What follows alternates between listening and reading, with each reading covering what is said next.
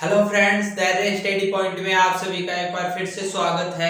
आज अपन अशोक महन के बारे में डिस्कस करने वाले हैं। तो मैं इसकी पीडीएफ डिस्क्रिप्शन बॉक्स में डाल दूंगा, आप वहां से भी इस वीडियो को जो पीडीएफ है उसको वहां से भी आप देख सकते हो। अशोक महन का शासनकाल 273 ईसा पूर्व से 232 ईसा पूर्व के बीच में रहा था। लेकिन क्या आपको पता है कि ये जो डेट है ये पीछे क्यों जा रही है? इसका सबसे बड़ा कारण ये है कि जब ईसा मसीह का जन्म हुआ था, ईसा मसीह का जन्म हुआ था, उससे पहले की जितनी भी घटनाएं हैं वो उसकी जो डेट है वो उल्टी चलती है। इसी कारण ये यहाँ पर दे रखा है। सबसे पहले अशोक महन के जो राज्याभिषेक है उसके बारे में डिस्कस कर लेते हैं। राज्याभिषेक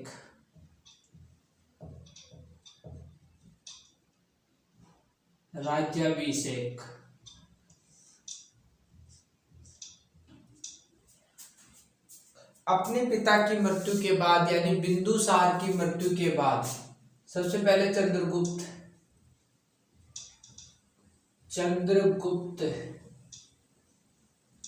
मौर्य, इसका पुत्र चंद्रगुप्त मौर्य का पुत्र बिंदुसार और बिंदुसार का पुत्र अशोक महान था। इन्हें महान की उपाधि भी दी गई, अशोक महान भी आप बोल सकते हो इनको। तो मौर्य साम्राज्य की बात कर रहा हूं। चंद्रगुप्त मौर्य का पुत्र बिंदुसार का पुत्र अशोक महान। यानी अशोक महान अपने पिता की मृत्यु यानी बिंदुसार की मृत्यु के बाद कुछ अभिलेखों में ये दे रखा है कि इनका जो राज्याभिषेक हुआ था वो 269 ईसा पूर्व को हुआ था। अभिलेखों में जानकारी मिलती है कि 4 वर्ष सत्ता के लिए संघर्ष के बाद यानी अशोक महान ने 4 वर्ष सत्ता के लिए संघर्ष किया और 269 ईसा पूर्व को इनका राज्याभिषेक किया गया। कुछ अभिलेखों में हमें 273 ईसा पूर्व को मगध साम्राज्य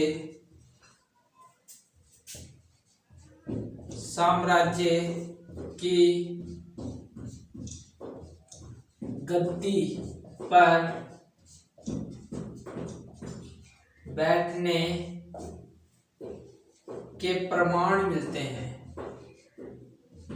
यानी कुछ अभिलेखों से हमें यह पता चलता है कि 273 ईसा पूर्व को यह राजगद्दी पर बैठ गए थे। लेकिन कुछ अभिलेखों से यह पता चलता है कि 4 वर्ष के सत्ता संघर्ष के बाद 269 ईसा पूर्व को इनको मगध साम्राज्य की गद्दी पर बैठाया गया था। अब अपन इसके बाद इनको किन किन नामों से संबोधित किया जाता है वो देख लेते हैं।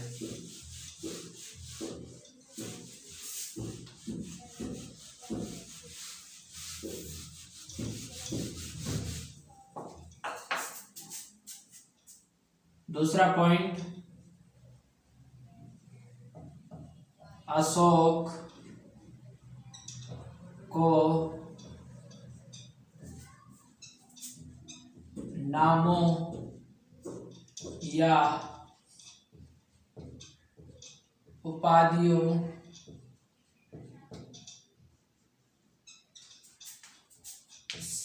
से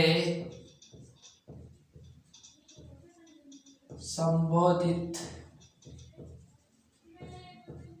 यानी विद्वानों ने अशोक को अनेक नाम दिए हैं, जिनमें पहला नाम इनको देवानाम प्रिय, पहला नाम विद्वान इन्हें देवानाम प्रिय देते हैं।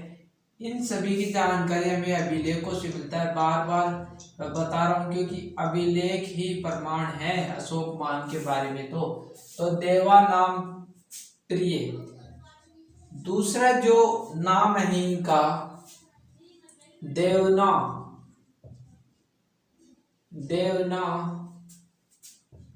प्रियदर्शी।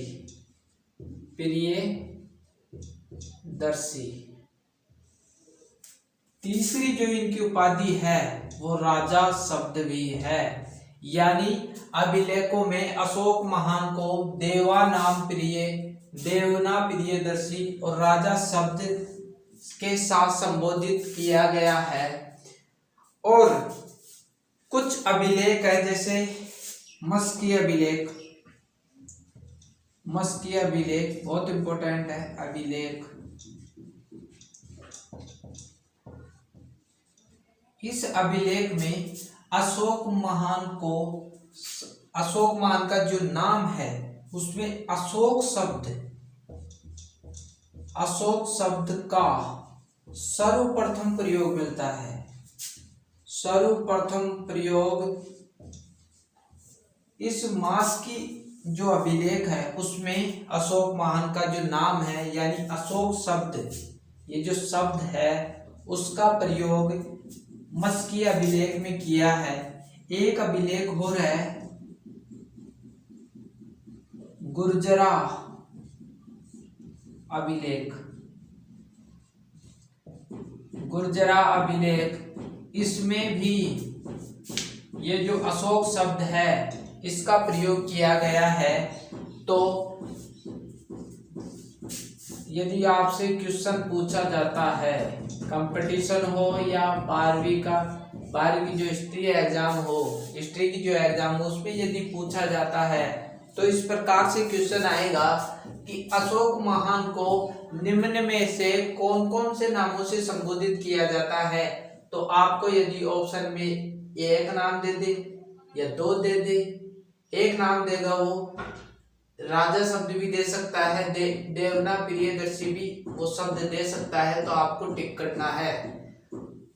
यदि ये पूछ लिया जाए कि अशोक शब्द का सर्वप्रथम प्रयोग हमें किस अभिलेख में मिलता है तो आपको लगाना है मस्की अभिलेख सर्वप्रथम। और यदि ये आ जाए कि अशोक शब्द का प्रयोग किन अभिलेखों में दिया गया है, यदि आपको शॉर्ट में 2 नंबर के क्वेश्चन में 12वीं में पूछ ले तो आपको ये दोनों बता देने हैं कि मस्की और गुर्जरा अभिलेख में अशोक शब्द का सर्वप्रथम प्रयोग दिया गया है। इसके बाद मैं अशोक महान द्वारा बसाए गए नगरों के बारे में डिस्कस करना चाहूंगा फ्रेंड्स, क्योंकि ये जो नगर है वो बहुत इंपॉर्टेंट रखते हैं।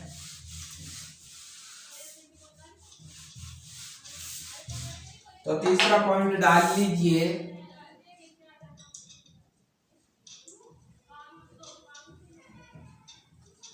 नगरों की स्थापना।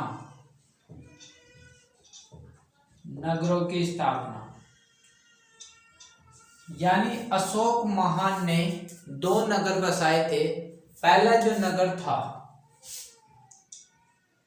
वो कश्मीर में एक नदी है वितस्ता नदी है। उस नदी के किनारे श्रीनगर बसाया था।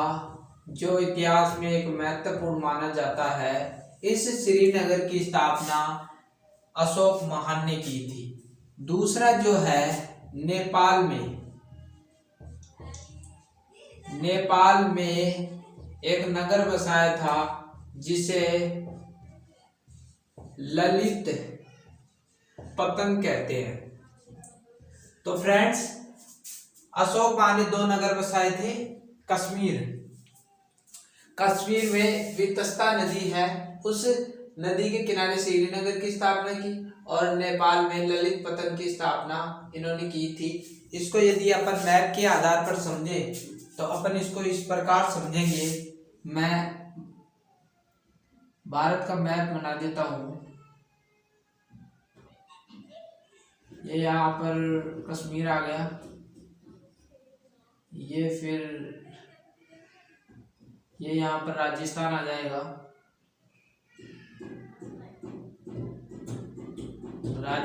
जाएगा, यहाँ से गुजरात का कच्छ पड़ता है, गुजरात आ जाएगा। यहाँ से अपन दक्षिणी भारत में प्रवेश करेंगे तो ये यहाँ से कटता करता ये यहाँ तक आ जाएगा। ठीक है, यहाँ पर हम जानते हैं कि श्रीलंका आता है, श्रीलंका पड़ता है, और ये जो नेपाल है ये मैं उसकी चर्चा करूँगा। ये दक्षिणी अरुणाचल प्रदेश आ जाएगा, ये भारत का दक्षिणी सिरा है। ये नेपाल है जो भारत के अंदर ही पड़ता है, इसे भारत का पड़ोसी देश भी कहा जाता है। तो ये जो है कश्मीर है, यहाँ पर कश्मीर, ठीक है। अब यहाँ पर एक नदी पड़ती है जिस नदी का नाम वितस्ता नदी कहते हैं, और इसी नदी के किनारे श्रीनगर बसा हुआ है। श्रीनगर जो कश्मीर की राजधानी है वर्तमान में। तो इसको मैप के आधार पर समझेंगे तो सही समझ में आ जाएगा। अभी नेपाल है, नेपाल में इन्होंने एक ये ललित पतन बसाया था, यहाँ पर और लिख देता हूँ ललित पतन। तो इन 2 नगरों की स्थापना की थी। नेपाल यहाँ पड़ता है, नेपाल में ललित पतन की स्थापना की थी। इन 2 नगरों की स्थापना अशोक महान ने की थी, जो इतिहास में प्रमुख माने जाते हैं। यदि आपसे क्वेश्चन पूछा जाए कि अशोक महान ने कश्मीर में श्रीनगर की स्थापना किस नदी के किनारे की थी, तो आप बताओगे वितस्ता नदी। और यदि आपको पूछ लिया जाए कि नेपाल में किस नगर की स्थापना की थी, तो आप बताओगे ललित पतन। इसके बाद में अपन अशोक महान का जो साम्राज्य है उसके बारे में डिस्कस करेंगे।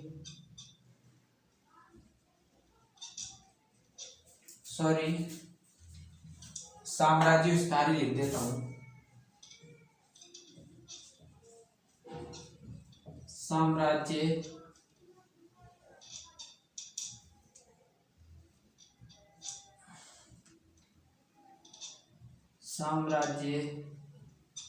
विस्तार, आप इसको ऐसे भी लिख सकते हो अशोक महान का साम्राज्य विस्तार, कोई दिक्कत नहीं है। तो अशोक महान का जो साम्राज्य विस्तार था, पहले मैं इसको ऐसे लिख देता हूँ, फिर उसके मैप के आधार पर समझेंगे कि अशोक महान का जो साम्राज्य विस्तार था भारत के उत्तर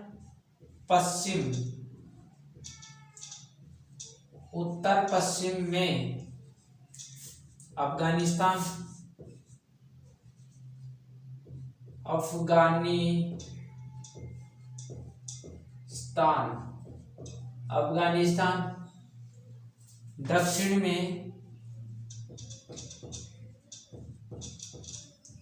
दक्षिण में जाओगे तो कर्नाटक पड़ता है, कर्नाटक,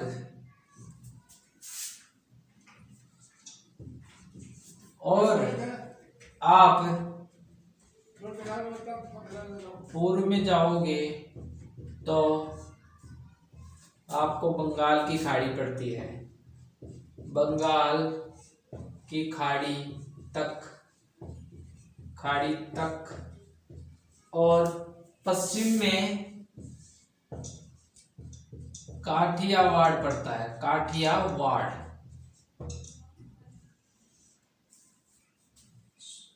ये पश्चिम में पड़ता है भारत के, मैं यहाँ पे लिखना भूल गया, पश्चिम में,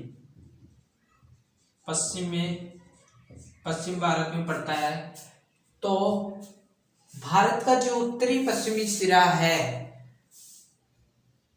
जिसमें अफगानिस्तान है, पाकिस्तान के बाद में अफगानिस्तान आता है, और दक्षिण में कर्नाटक, पूर्व में बंगाल की खाड़ी तक, और पश्चिम में काठियावाड़ तक इसका क्षेत्र पाया जाता है, इसका साम्राज्य विस्तार पाए जाते हैं। लगभग पूरे भारत में ही ये जो दक्षिणी हिस्सा है भारत का, तमिलनाडु, वो क्षेत्र बच जाता है, और सारे में ये जो अशोक मान का जो साम्राज्य था वो फैला हुआ था। तो अपन अब एक मैप के आधार पर इसको समझ लेते हैं, मैप के आधार पर सही समझ में आएगा। तो मैं यहाँ पर आपको मैप बना देता हूँ, वापिस से बनाना पड़ेगा मैप। यहाँ से आप ले जाओगे तो यहाँ थोड़ा काट देना, और यहाँ से थोड़ा ऐसे करके यहाँ पर अपन ले लेंगे। आप भी मैप बनाना सीखिए, क्योंकि मैप बहुत इम्पोर्टेंट है। यहाँ से आप राजस्थान में आ जाओगे, राजस्थान में प्रवेश करने के बाद गुजरात की तरफ जाओगे तो ये यहाँ से कटेगा, और ये यहाँ पर अपन जो दक्षिणी भाग है, जो भारत का दक्षिणी भाग है, यहाँ से जाने के बाद आप ये जाओगे तो ऐसे कट जाओगे। यहाँ से ये अपन जानते हैं कि श्रीलंका है, ये श्रीलंका है, ठीक है। ये यहाँ पर भूटान आ जाता है, ये मैं पूर्वी सिरा बना देता हूँ, अरुणाचल प्रदेश आएगा यहाँ से।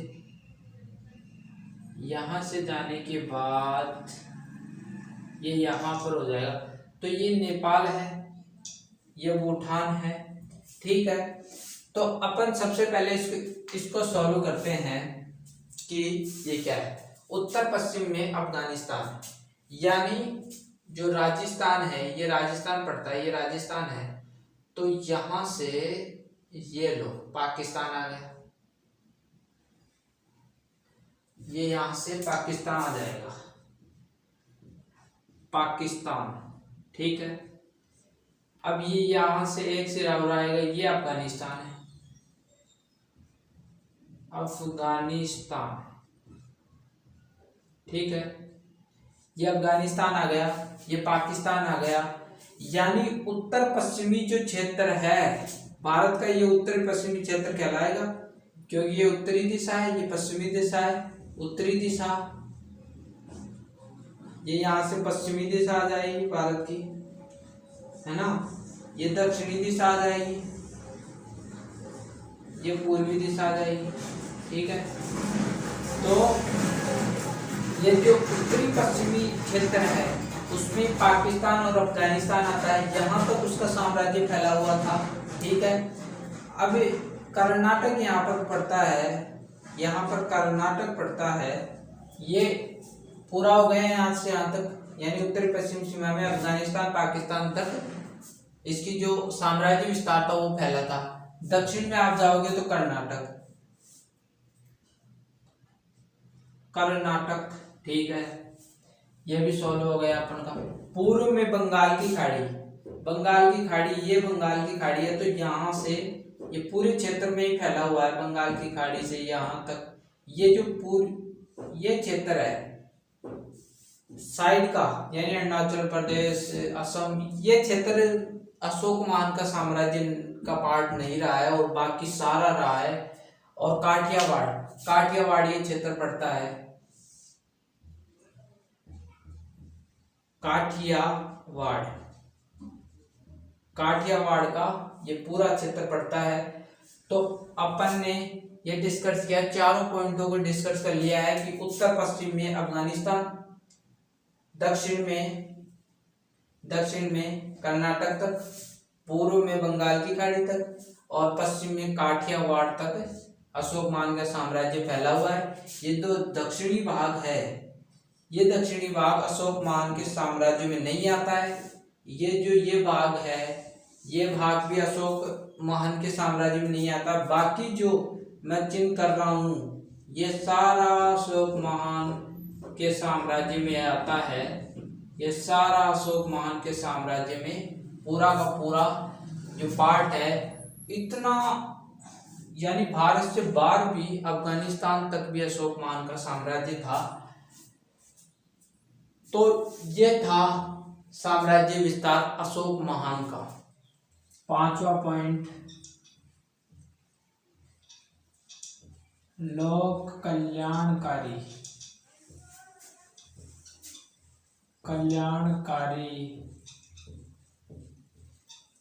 लोक कल्याणकारी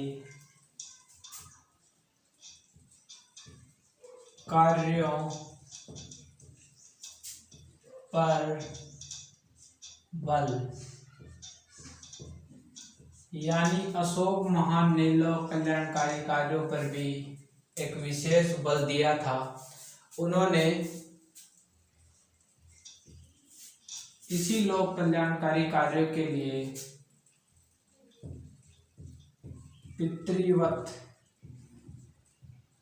पितृवत सिद्धांत का प्रतिपादन किया था। यानी इस सिद्धांत को उन्होंने अपनाया था और लोक कल्याणकारी कार्यों को राज्य का प्रमुख आधार माना था। इन लोक कल्याणकारी कार्यों में कौन कौन से कार्य आते हैं वो भी देख लेते हैं। वृक्षारोपण यानी अधिक से अधिक पेड़ लगाना, कृषि के लिए कार्य करना, कृषि के लिए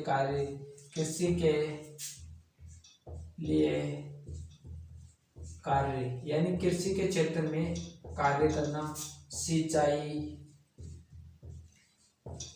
सिंचाई के लिए उपयुक्त साधनों की व्यवस्था करना, इसके अलावा कुओं का निर्माण यानी जल की समस्या को पूरी तरीके से निपटाया जा सके। इसके अलावा सड़कों का निर्माण,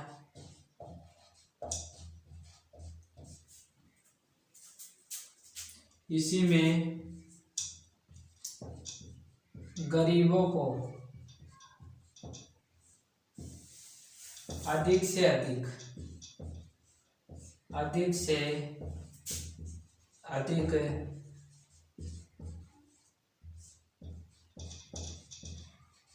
रोजगार उपलब्ध कराना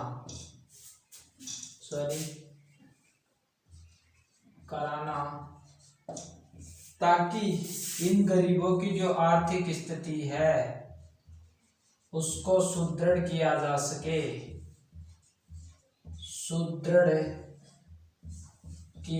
सके, इसीलिए इन गरीबों को अधिक से अधिक रोजगार उपलब्ध कराना।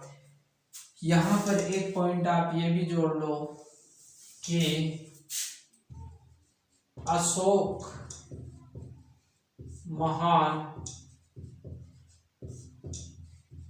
एकमात्र ऐतिहासिक शासक रहा जिसने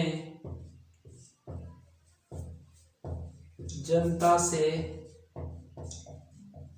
सीधा संपर्क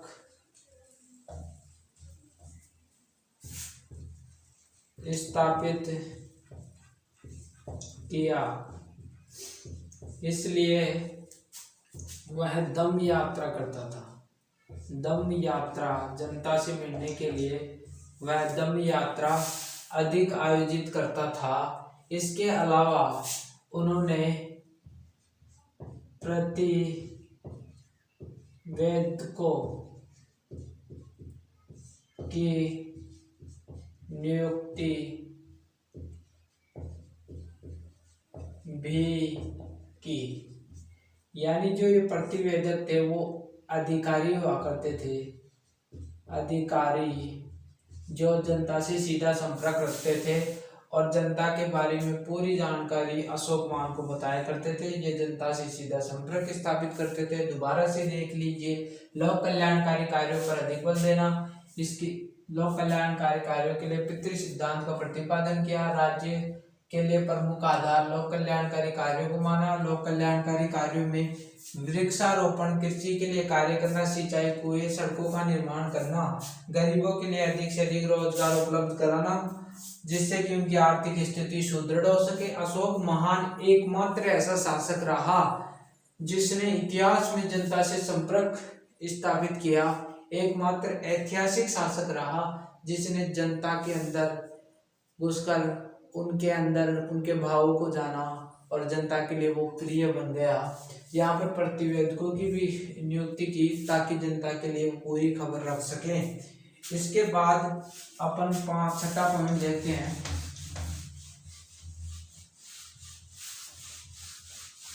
छठा पॉइंट देखेंगे,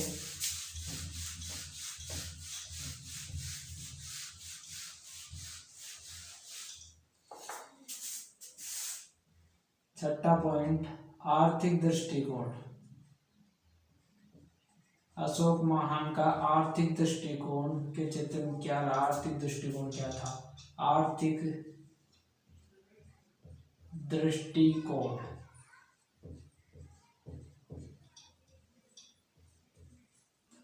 आर्थिक दृष्टिकोण यानी अशोक पूरे विश्व को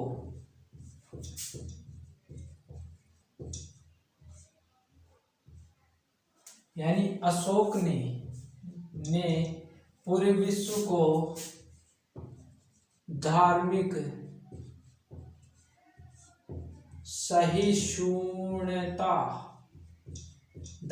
सहिष्णुता का पाठ पढ़ाया। वह धर्म के क्षेत्र पे वह सभी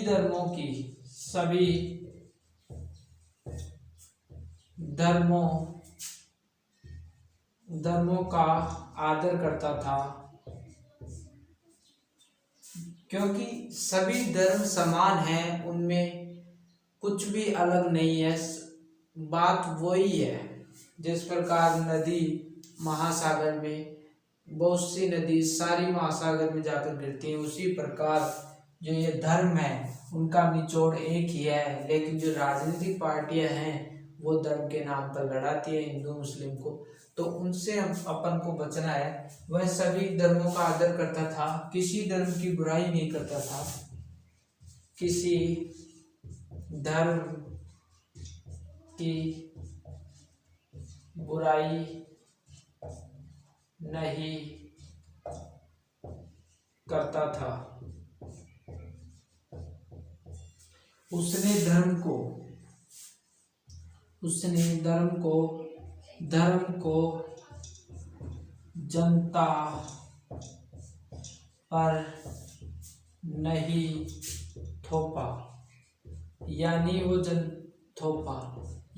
वह जनता को कभी यह बाध्य नहीं करता था कि आप जो मैं धर्म अपना रहा हूँ उसी धर्म को आप मानो। ये जनता पर उसने कभी ऐसा नहीं किया। और इसके अलावा उन्होंने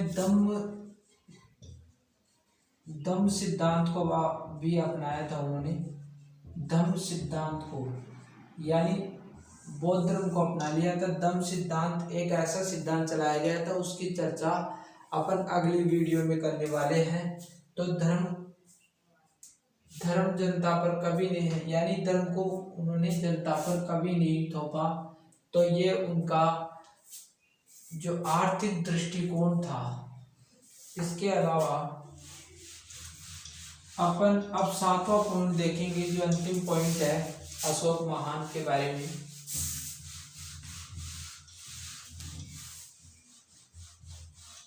उनकी उपलब्धियां पढ़ेंगे अपन। 7वां पॉइंट, उपलब्धियां।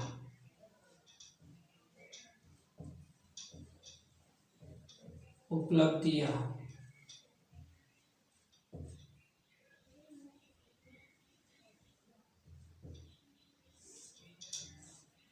सबसे पहली उपलब्धि उनकी थी कि अपने राज्याभिषेक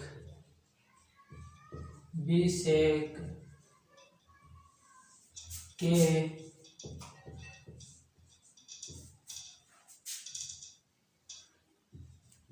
7वें वर्ष में, यानी 7वें वर्ष में उन्होंने कश्मीर एवं खोतान, इन दो प्रदेशों के कई क्षेत्रों को जीत लिया। कई क्षेत्रों को जीत लिया। इन क्षेत्रों को जीतने के बाद मौर्य साम्राज्य में मिला लिया। मौर्य साम्राज्य में मिला लिया। तो फ्रेंड्स, पहली जो उनकी उपलब्धि थी, अपने राज्याभिषेक के 7वें वर्ष में उन्होंने कश्मीर एवं खोतान जो प्रदेश थे उस समय, उन प्रदेशों के कई क्षेत्रों को जीत लिया और मौर्य साम्राज्य में उन सभी को मिलाकर मौर्य साम्राज्य को सुदृढ़ता प्रदान की। आपसे यदि क्वेश्चन पूछा जाए, यदि क्वेश्चन आ जाता है तो इस प्रकार आएगा कि अशोक ने राज्याभिषेक के 7वें वर्ष में किन क्षेत्रों को जीतकर साम्राज्य को सुदृढ़ किया? तो आप बताओगे कश्मीर और खोतान। आप बताओगे कश्मीर और खोतान के प्रदेशों को जीतकर मौर्य साम्राज्य को अपनी सुदृढ़ता प्रदान की थी। अपन दूसरी जो उपलब्धि है वो सबसे बड़ी है कलिंग युद्ध। आपने बिल्कुल पढ़ लिया होगा कहीं पर। कलिंग युद्ध सबसे महत्वपूर्ण युद्ध था, क्योंकि इसी युद्ध ने अशोक महान को युद्ध की नीति का परित्याग करके दम की नीति अपनाई थी। इसी धर्म के कारण 261 ईसा पूर्व, इस यानी अशोक ने अपने राज्याभिषेक के 8वें वर्ष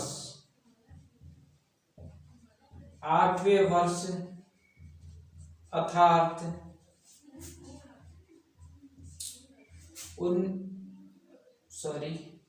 261 ईसा पूर्व को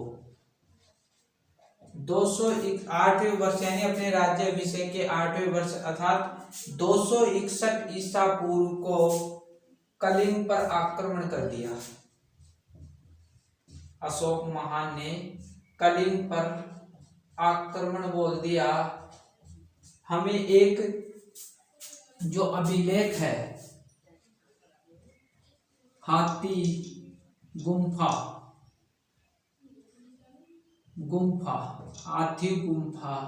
अभिलेख है, एक अभिलेख है, उससे हमें ये जानकारी मिलती है कि उस समय कलिंग का सम्राट, जो राजा, कलिंग का राजा, हमें ये हाथी गुम्फा अभिलेख से मालूम पड़ता है कि कलिंग का राजा नंदराज था। नंदराज कलिंग का राजा था। नंदराज कलिंग का राजा था और इस कलिंग की जो राजधानी थी वो थी तोसली इसकी राजधानी थी कलिंग की। तो हमें कलिंग युद्ध 261 ईसा पूर्व को अशोक महान ने अपने राज्याभिषेक के 8वें वर्ष 261 ईसा पूर्व को कलिंग पर आक्रमण कर दिया। आदि गुम्फा अभिलेख से हमें ये पता चलता है कि उस समय कलिंग का जो राजा था, नंदराज था, और उसकी जो राजधानी थी, वो तौसली थी। अब बात ये उठती है कि अशोक महान ने इस पर कलिंग पर आक्रमण क्यों किया, तो कारण लिख दीजिए। कलिंग पर आक्रमण करने के, कलिंग पर आक्रमण करने के कारण, पहला कारण यह था कि कलिंग में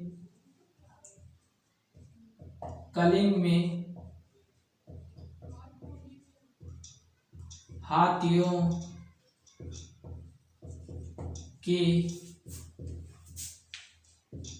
अधिकता, दूसरा व्यापार व्यवसाय उन्नत होना, तीसरा कलिंग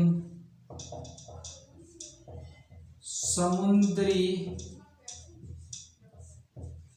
तट पर स्थित था।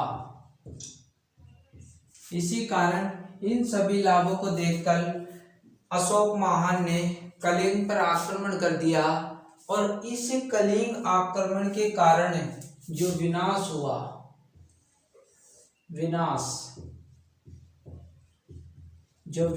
हुआ, उसमें 1 लाख लोग मारे गए,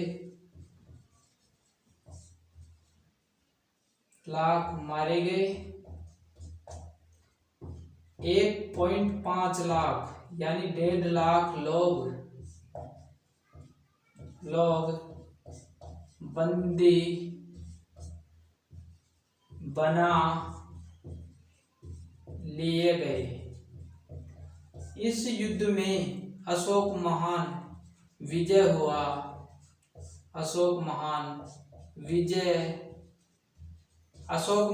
इस युद्ध में विजय हुआ था। विनाश, 1 लाख लोग मारे गए, 1.5 लाख लोग बंदी बना लिए गए। अशोक महान इस युद्ध में विजय हुआ था।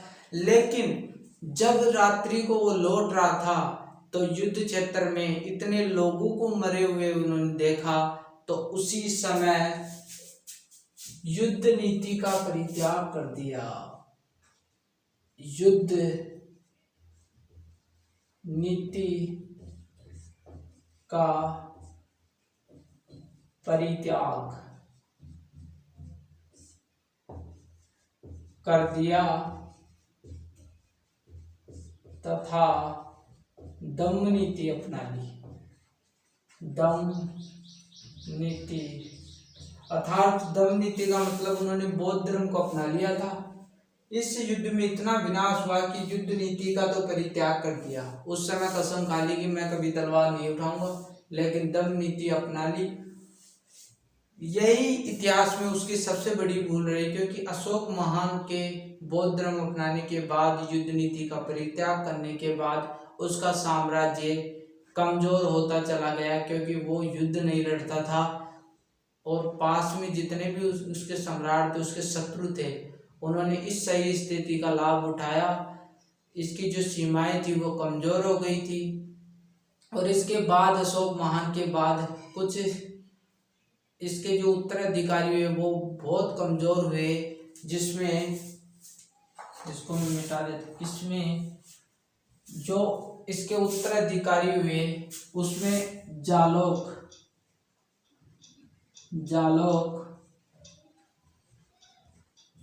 कुणाल, दशरथ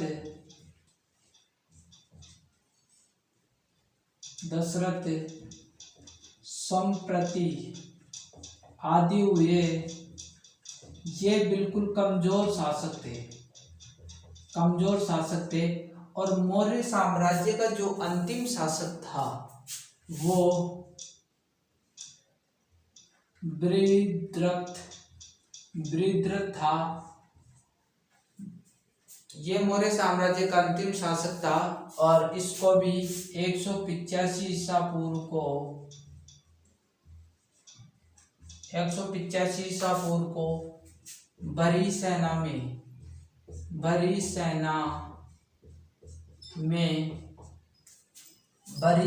में इसका जो सेनापति था पुष्यमित्र ने मार दिया। पुष्यमित्र ने ये जो वृत्रथ था उसको मार दिया, यानी अपने सम्राट को मार दिया। और इस सेनापति ने शुंग वंश की नींव रखी। शुंग वंश की, यानी मौर्य साम्राज्य का यही अंत हो गया था, क्योंकि वृत्रथ की हत्या 185 ईसा पूर्व को उसके सेनापति पुष्यमित्र शुंग ने कर दी और शुंग वंश की स्थापना कर दी। हम सोच सकते हैं कि वृत्रथ कितना कमजोर रहा होगा, जो सम्राट होते हुए बड़ी सेना में एक सेनापति ने उसको मार दिया, तो कितना दुख की बात है। वो कितना कमजोर, कितना निर्बल रहा होगा। इन सभी कमजोर शासकों के कारण ही मौर्य साम्राज्य का अंत हो गया। भूमिका में आप लिखोगे कि अशोक महान एक प्रतापी राजा हुआ। उन्होंने अपनी जनता के लिए भी किया, लेकिन कलिंग युद्ध के कारण उसने इतना विशाल नरसंहार देखा, जिसके कारण उन्होंने युद्ध नीति का परित्याग करके दम नीति को अपना लिया, यानी बुद्ध की नीति को अपना लिया। और बुद्ध की जो बौद्ध धर्म है वो हिंसा का तो कभी भी सहारा नहीं लेता, हिंसा को तो बिल्कुल बुरी चीज मानता है।